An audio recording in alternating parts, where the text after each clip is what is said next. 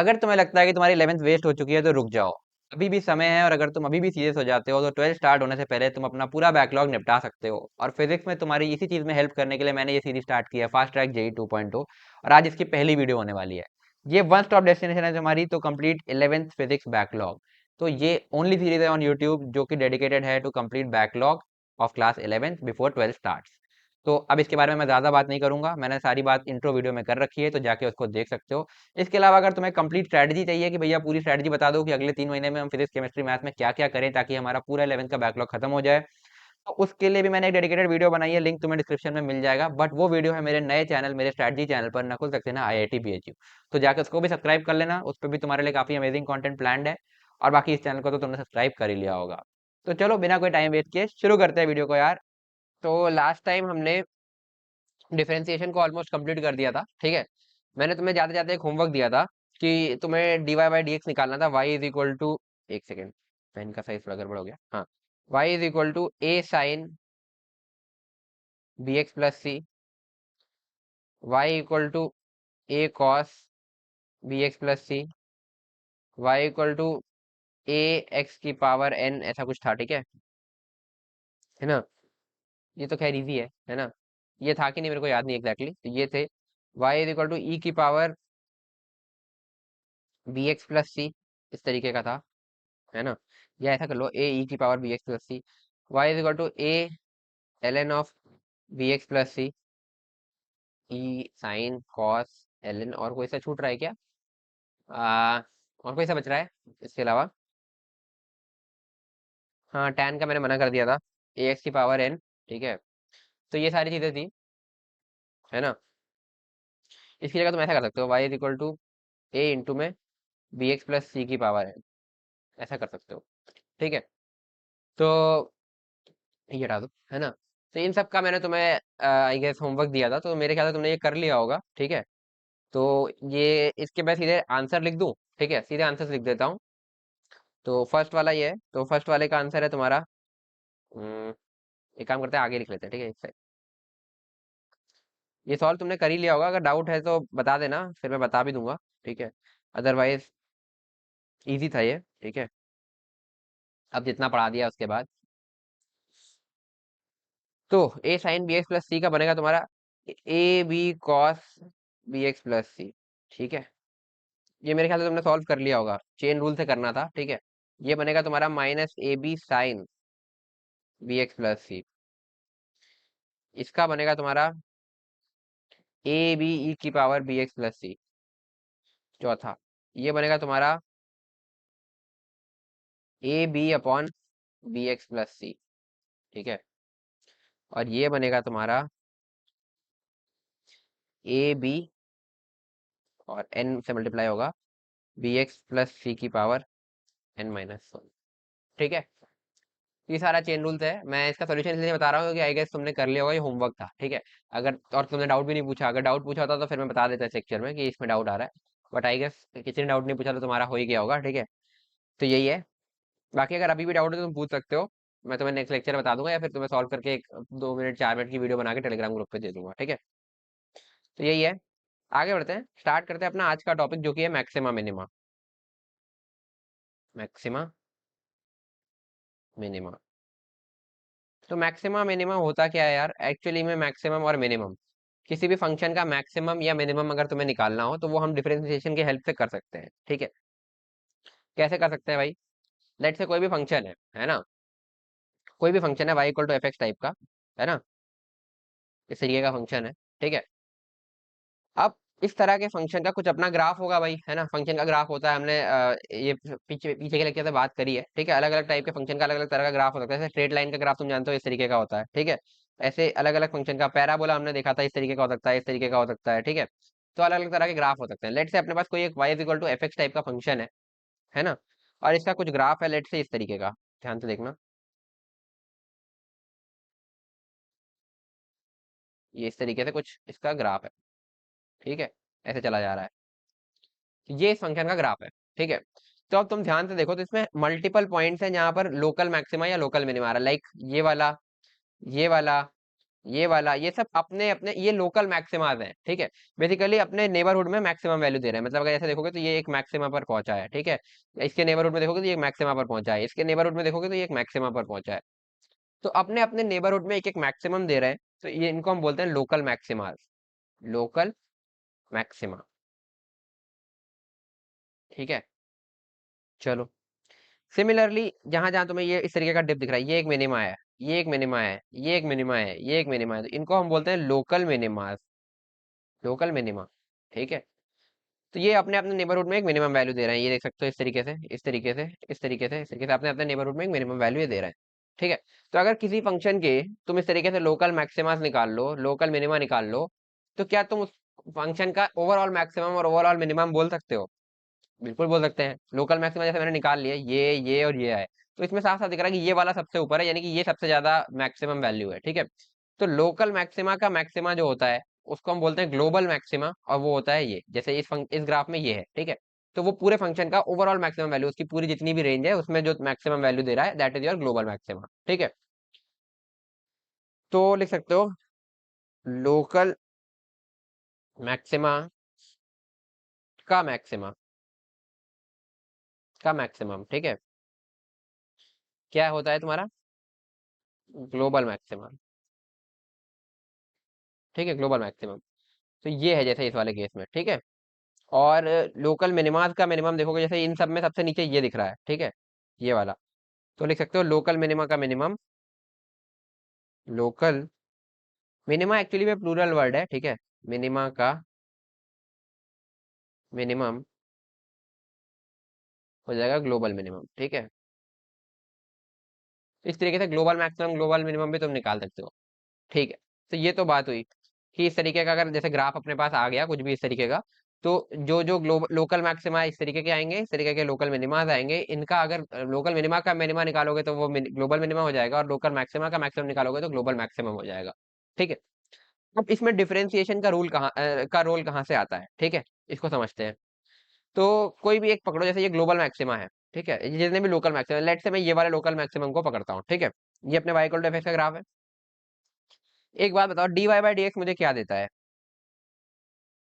dy by D x मुझे क्या देता है?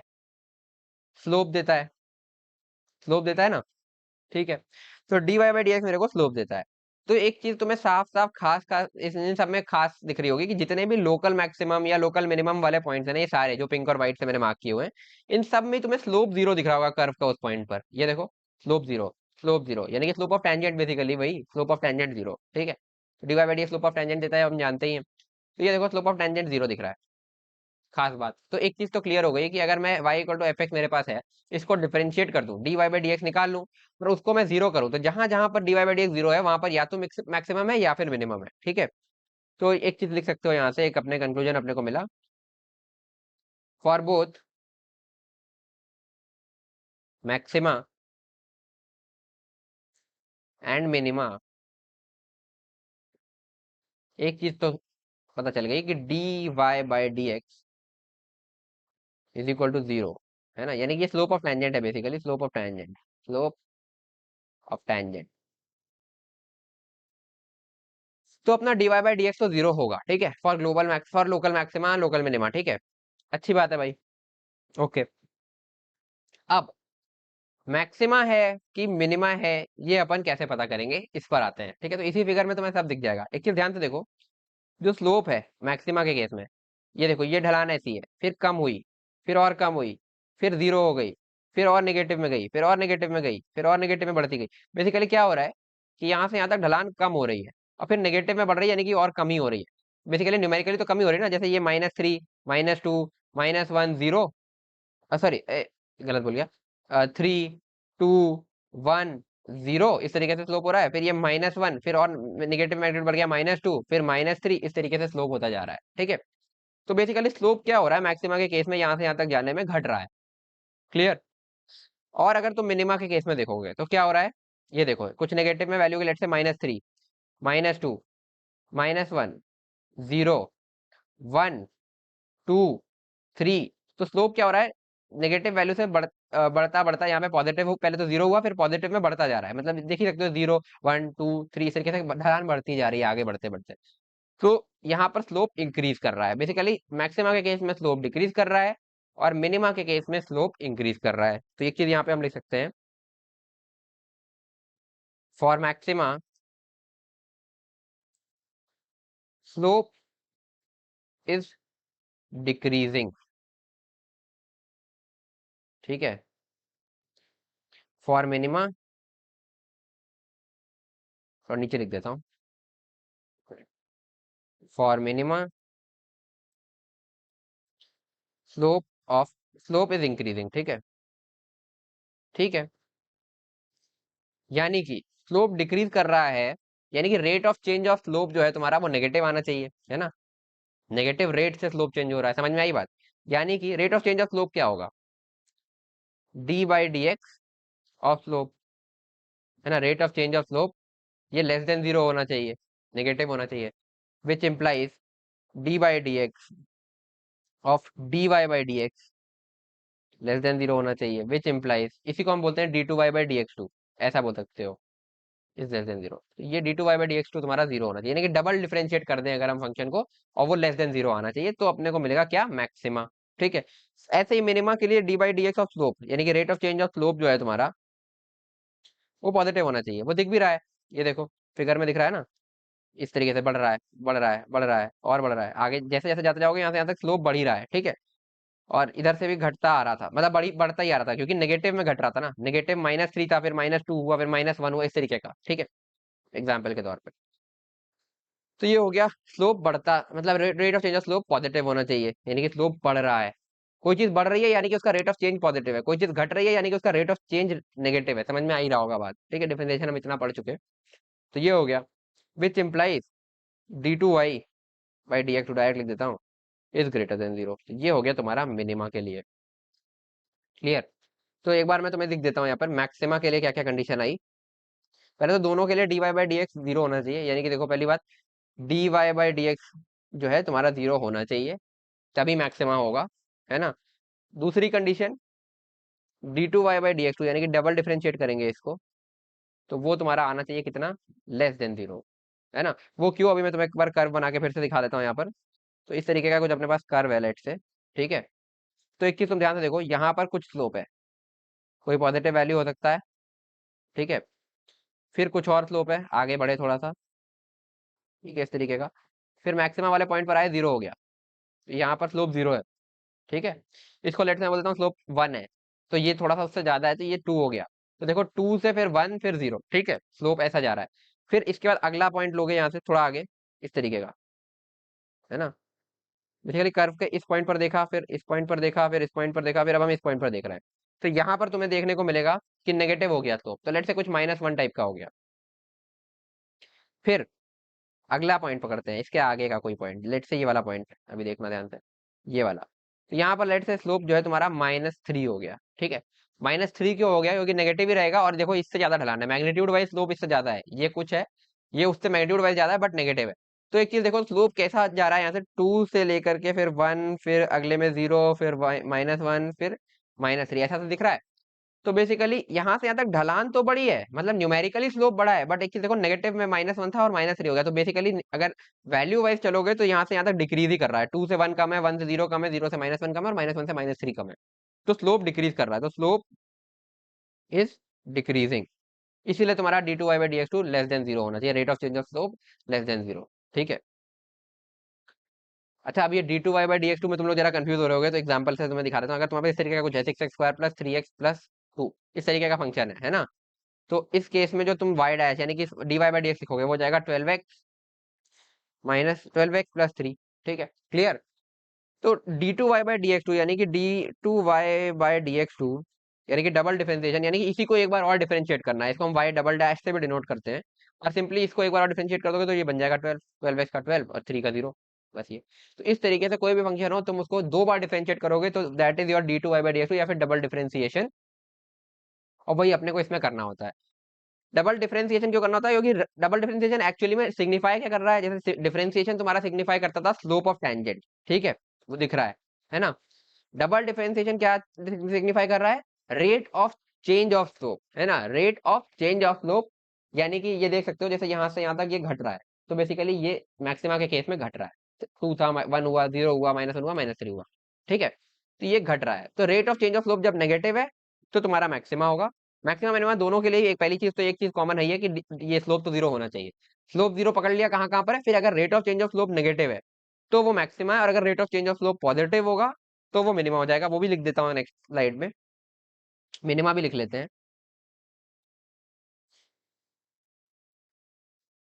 मिनिमा, तो मिनिमा के लिए क्या क्या कंडीशन है भाई? पहली चीज तो है कि dy by D x zero होना चाहिए, इसके लिए भी। और फिर जो rate of change of slope यानी कि d2y by D x to होना चाहिए, वो ग्रेटर देन जीरो होना चाहिए। क्यों, अभी देख लेते हैं। ये बन गया तुम्हारा कर्व इस तरीके का।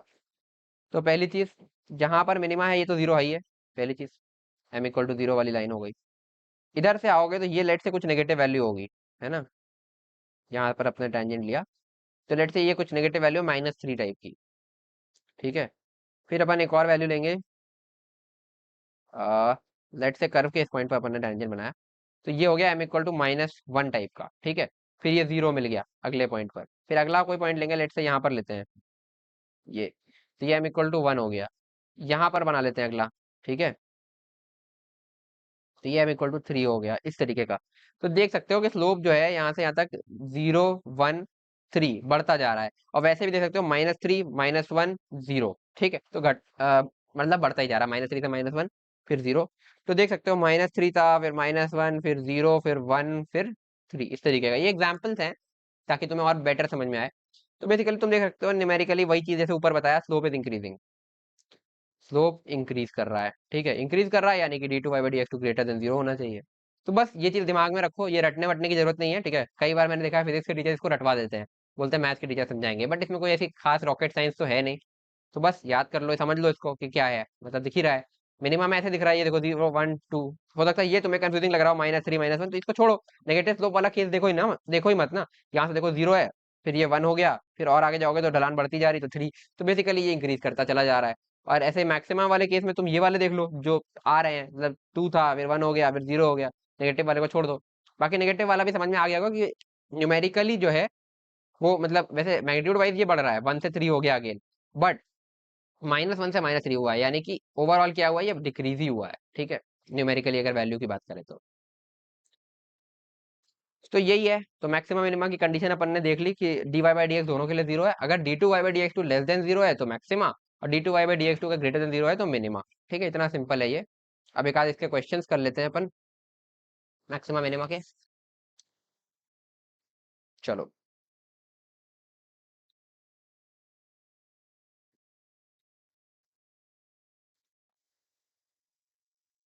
सेकंड पानी पी लूं फिर आगे बढ़ते हैं।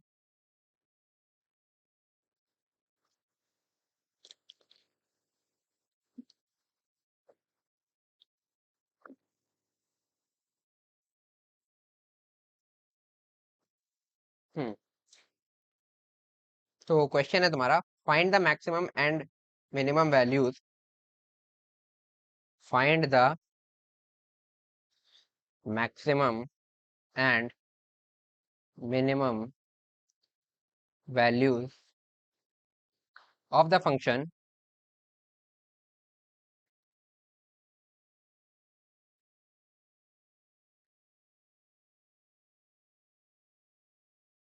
y is equal to x cube -3x² plus 6. Also find the values of x at which these occur. चलो, तो ये फंक्शन दिया हुआ है the function of x type का।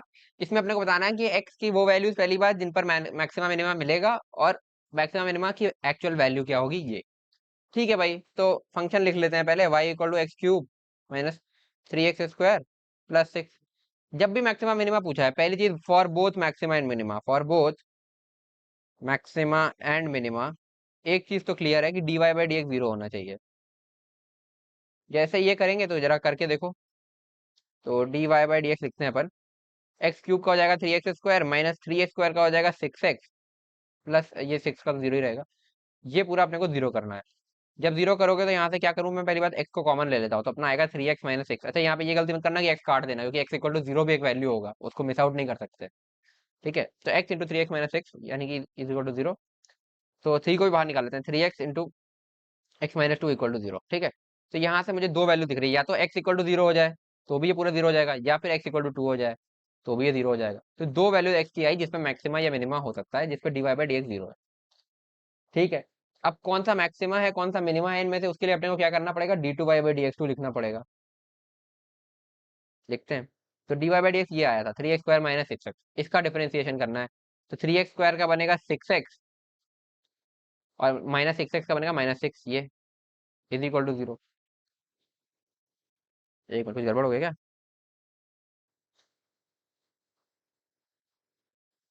हाँ, 6x-6, ये जीरो नहीं करना है, ये अपन ने वैल्यू निकाली d2y बाई dx2 की। ठीक है, 6x-6।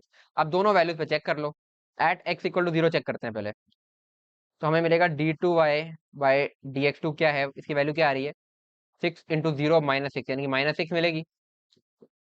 दिख रहा है ना, इसमें बस जीरो पुट किया है। ठीक है, तो अगर हमें -6 मिल रही है जो कि लेस देन जीरो है, विच इंप्लाइज ये क्या होगा भाई, मैक्सिमा हो जाएगा। बहुत बढ़िया। अब अपन चेक करते हैं एक्स इक्वल टू कितना था, 2।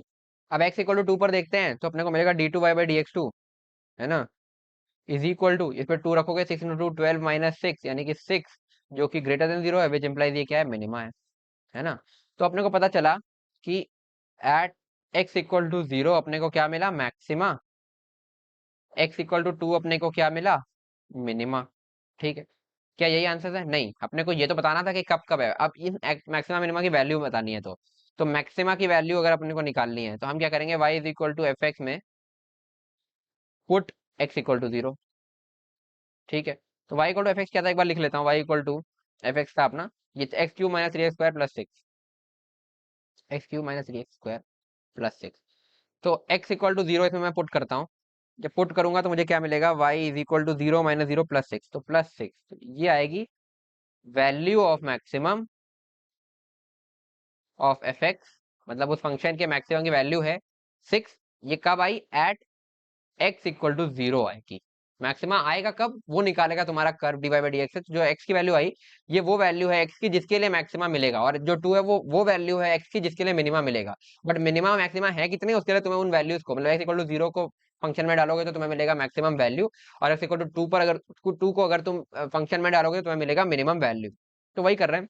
तो मैक्सिमम वैल्यू अपन ने निकाल लिया, वाई इक्वल टू 6। ठीक है, अब पुट करते हैं एट एक्स इक्वल टू 2। तो y इज इक्वल टू 2 का क्यूब यानी कि 8 माइनस 2 का स्क्वायर यानी कि 4 इंटू 3 12 प्लस 6, तो ये कितना बनेगा, 8 14 माइनस 12 2। तो ये आएगी value of minimum, value of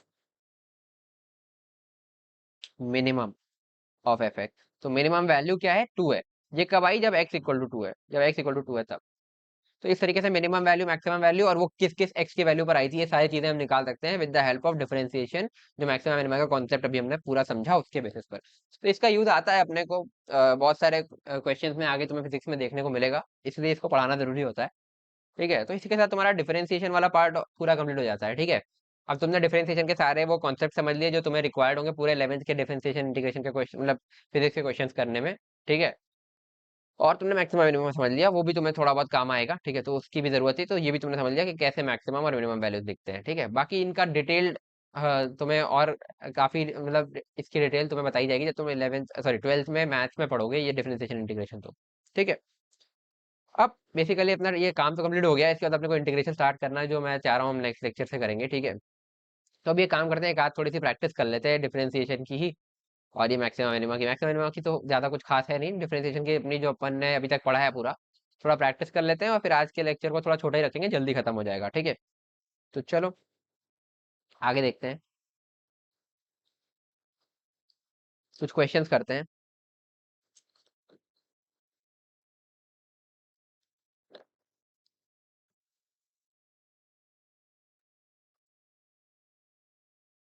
hmm, differentiate with respect to x. ठीक है, तो पहला पार्ट है तुम्हारा 3x² + 2 इंटू 4x - 3x³ ठीक है। और दूसरा पार्ट है तुम्हारा sin x into ln x ठीक है। तो सॉल्व करो इसको, पॉज करके फिर मैं बताता हूँ। अच्छा, अब ये डिफरेंशिएशन का अपने को यूज क्या आता है फिजिक्स में, वो मैं थोड़ा सा भी तुम्हें हिंट कर दूंगा, थोड़ा सा टाइम अपने पास बच ही रहा है तो बेसिकली ये सारी चीजें हम पढ़ेंगे, तो अब इसका यूज हम देखेंगे जब हम काइनेमेटिक्स स्टार्ट करेंगे। तो अभी हम डिफरेंशिएशन पढ़ रहे हैं, इसके बाद हम पढ़ेंगे इंटीग्रेशन, जो कि तुम्हारा एक लेक्चर का ही काम है। फिजिक्स में जितना इंटीग्रेशन चाहिए वो एक लेक्चर में हो जाएगा। और फिर नेक्स्ट वीक से हम स्टार्ट करेंगे वेक्टर्स, ठीक है। तो वेक्टर्स में तुम्हारे 6 लेक्चर लगेंगे, तो अगले 2 वीक्स वो चलेगा, और उसका काइनेमेटिक्स स्टार्ट होगा। तो काइनेमेटिक्स में तुम्हें समझ में आएगा कि इसका हमें यूज क्या करना पड़ता है, मतलब डिफरेंशिएशन का इतना क्या इंपॉर्टेंस है। हालांकि थोड़ा थोड़ा हिंट मैंने तुम्हें फर्स्ट लेक्चर में दिया था, जो अपन ने इस कोर्स का पहला लेक्चर किया था उसमें। तो चलो देखते हैं इसका पहला क्वेश्चन, इजी है, कर लिया होगा मेरे ख्याल से तुमने। तो इसमें कौन सा रूल लगेगा? Product rule. दो फंक्शन दिख रहे हैं, इसको मैं एफ बोल देता हूँ, इसको मैं जी बोल देता हूँ। तो इनको डिफरेंशिएट करते हैं। तो एफ इंटू जी इस तरीके का अगर हो तो अपन प्रोडक्ट रूल लगाते हैं। तो क्या करते हैं प्रोडक्ट रूल, वाई डैश क्या आता है तुम्हारा, एफ डैश जी प्लस जी डैश एफ। बहुत बढ़िया। तो एफ डैश, तो पहले वाले फंक्शन का डिफरेंशिएशन करते हैं। 3x² + 2, 3x² का आएगा 6x, और 2 का 0 ही रहेगा, ठीक है, वैसे के वैसे। और फिर जी को वैसे के वैसे लिख दो, 4x - 3x³ प्लस जी डैश इसका डिफरेंशिएशन करोगे 4 - 3x³ का आएगा 3×9x²। और जी एक्स वैसे का लिख दोगे 3x² + 2। ये तुम्हारा आंसर हो गया। अब इसको थोड़ा सिंप्लीफाई करते हैं, आगे बढ़ते हैं। तो ये आएगा 24x² -18x⁴ प्लस, अब इसको खोलना थोड़ा ट्रिकी है, पहले इन दोनों को मल्टीप्लाई करो 4 से। ये बनेगा 12x² प्लस 4 × 2 8। अब इसका मल्टीप्लिकेशन करेंगे इससे, -9 × 3 -27 x⁴। ये भी स्क्वायर है, ये भी स्क्वायर है, तो 4 हो जाएगा। और ये -9x² प्लस इंटू +2 यानी कि -18x²। तो ये बनेगा तुम्हारा आंसर। अब इसको थोड़ा और सिंप्लीफाई करते हैं। तो x² वाले पहले x⁴ ले लेते हैं, सबसे बड़ी वो दिख रही है। -18 -27, तो 8 और 7, ठीक है, 15 हो जाता है। तो 5 और एक इधर, 3 1 4। तो ये बनेगा तुम्हारा 45 -45 x⁴ ठीक है, सही लिख रहा हूँ? ये गड़बड़ हो रहा है क्या?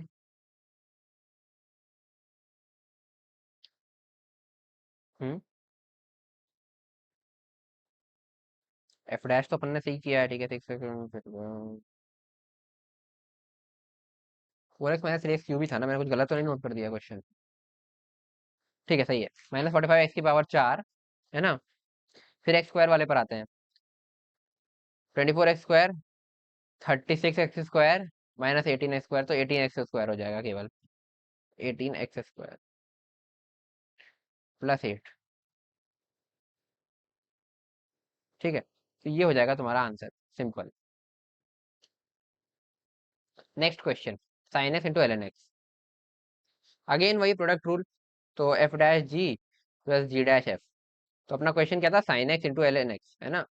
तो इसको एफ बोल दिया, इसको जी बोल दिया। अपन इसको डिफरेंशिएट करते हैं।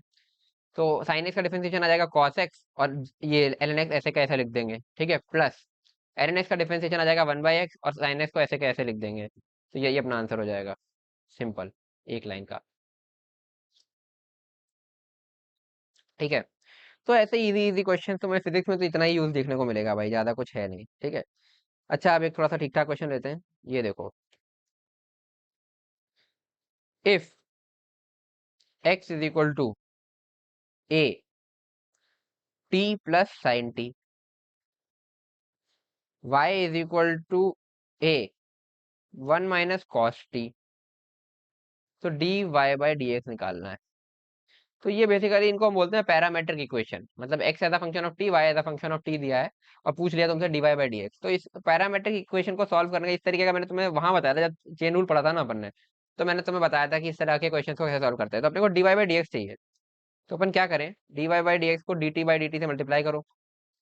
तो ये अपना सिंपली दिख रहा होगा तुम्हें, dy/dt एक में ले लो, अपॉन ये वाले को एक में ले लो, dx/dt। ये अपना आंसर हो जाएगा, ठीक है। तो बहुत बढ़िया, dy/dt करते हैं। अब मैं तुम्हें स्पीड में करना सिखा रहा हूँ, ठीक है। तो इसको पहले डिफरेंशिएट करो टाइम के रिस्पेक्ट में, ठीक है। तो कितना बनेगा भाई, ए तो कांस्टेंट है, वैसे का वैसे ही रहेगा।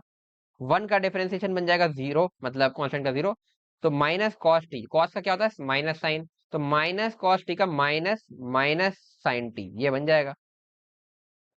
अपॉन नीचे क्या बनेगा, ए तो कांस्टेंट है बाहर, फिर टी का डिफरेंशिएशन बनेगा 1। ठीक है, चेन रूल से मतलब इसके अब अंदर का हम डिफरेंशिएट कर रहे हैं, कांस्टेंट को बाहर कर दिया पहले, ये तुम्हें पता होगा, हमने सब डिस्कस कर रखा है। ठीक है, 1 प्लस, अब साइन टी का डिफरेंशिएशन बन जाएगा कॉस टी। ठीक है, तो अब थोड़ा सिंप्लीफाई कर लो, ए से ए काट दो, तो ये बनेगा माइनस माइनस का हो जाएगा प्लस, तो बनेगा sine t upon 1 plus cos t. तो ये होना चाहिए तुम्हारा answer. Clear, sine t upon 1 plus cos T.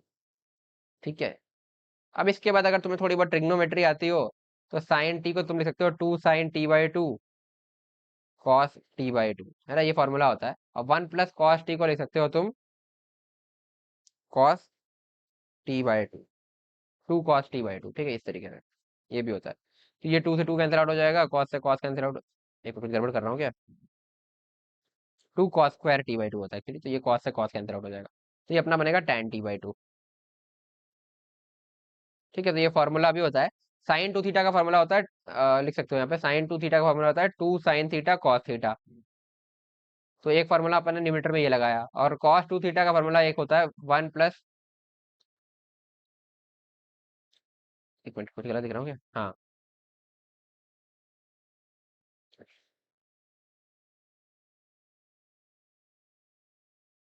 1 plus cos theta जो है उसको हम लिख सकते हैं 2 cos² थीटा/2। तो ये भी एक फॉर्मूला होता है, तो ये अपन ने यहाँ लगाया। ठीक है, तो बस यही है। अगर ये नहीं भी पता लो, तुम इसको भी आंसर कर सकते हो। ठीक है, बाकी ये तुम्हें पता चल जाएगा जब तुम अभी ट्रिग्नोमेट्री पूरी पढ़ लोगे ना, तो वहां पर ये सारे फॉर्मूले तुम्हें पढ़ाए जाएंगे जो मैथ्स में ट्रिग्नोमेट्री पढ़ोगे। चलो, नेक्स्ट क्वेश्चन।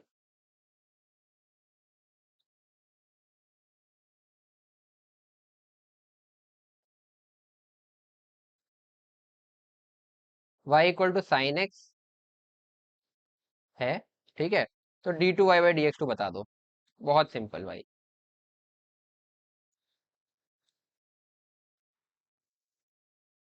d2y/dx2 यानी कि इसको y डबल डैश से डिनोट कर लेता हूँ, तो y डैश बनेगा तुम्हारा sin x का डिफरेंशिएशन cos x, और y डबल डैश इसका डिफरेंशिएशन कर दोगे तो cos का बनेगा माइनस sin x। इतना सिंपल है भाई। ठीक है,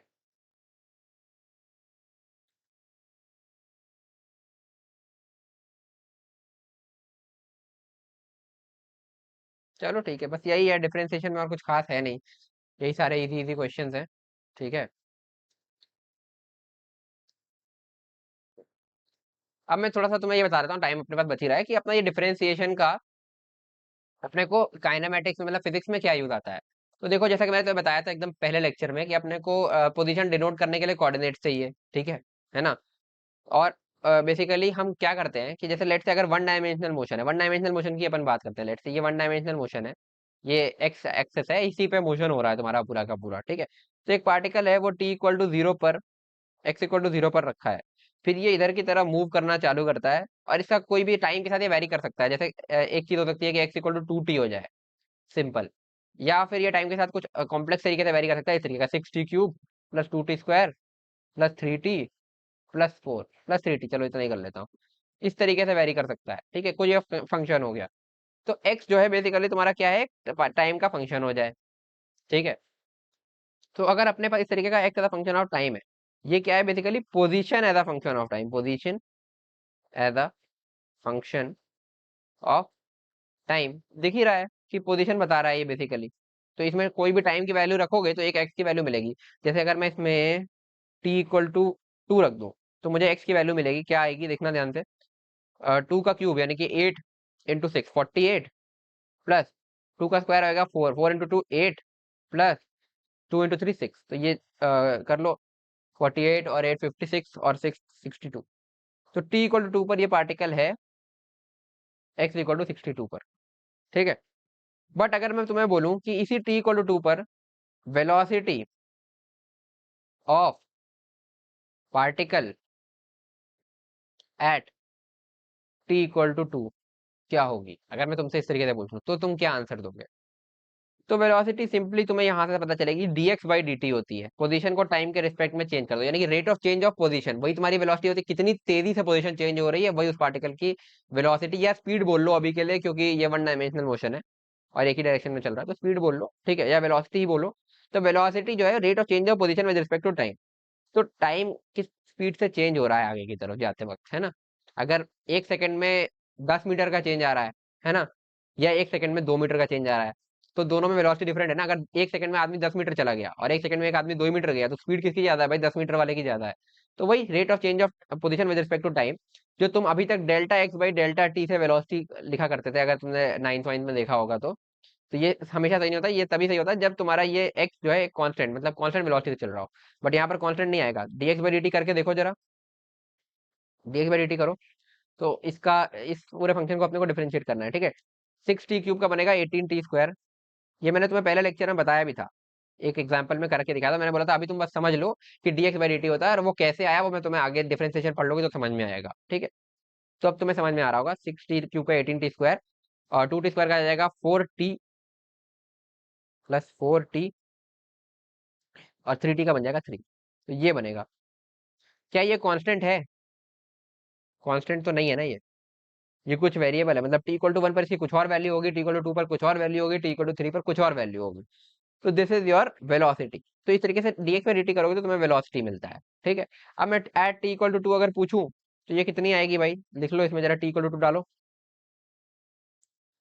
तो t=2 डालोगे तो इसमें आएगा 2 का स्क्वायर 4, 18 × 4 72, ठीक है। तो ये हो गया, प्लस 2 × 4 8 प्लस 3, ये आएगा तुम्हारा 83 मीटर पर सेकेंड, ठीक है। अब अगर तुम इसमें पुराने लॉजिक से करना चाहो, delta x by delta T जो तुम वेलोसिटी पढ़ते थे पहले, जरा वो करके देखना। डेल्टा एक्स कितना है? यहाँ पर फाइनल पोजीशन तुमने 62 निकाली, इनिशियल पोजीशन तुम्ही को पता है 0 है, और टाइम कितना चेंज हुआ 2, तो ये कितना आएगा भाई? 31 आ जाएगा। क्या ये आंसर है? नहीं। तो वो डेफिनेशन केवल एवरेज के लिए सही है। यहाँ पर वेलोसिटी तुम खुद ही देख रहे हो कि टाइम का फंक्शन है ना, वेलोसिटी भी कांस्टेंट नहीं है।